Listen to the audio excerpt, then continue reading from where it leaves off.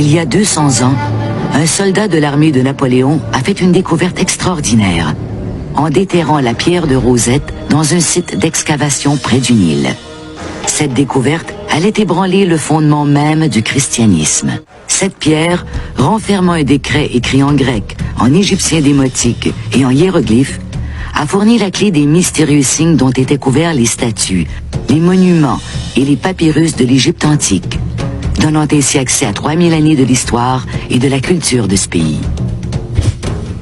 La pierre a permis d'étudier les très nombreux documents égyptiens conservés au British Museum et d'y découvrir un récit fascinant et familier, celui de Jésus. L'apaisement des eaux, la marche sur l'eau, les boiteux qui marchaient, les sourds qui entendaient, la résurrection des morts, le jugement dernier, la descente aux enfers et ainsi de suite.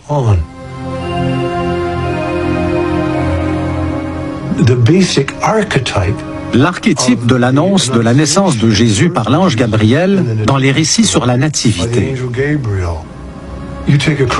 Un verset aussi crucial que « Je suis la voie, la vérité, la vie », et soudain on me dit qu'il vient des hiéroglyphes de l'Égypte de l'Antiquité. C'est un choc énorme.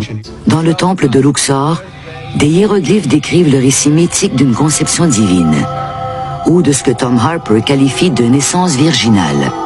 Une mère accouche d'un enfant dans une grotte où 3 sages viennent voir l'enfant Dieu.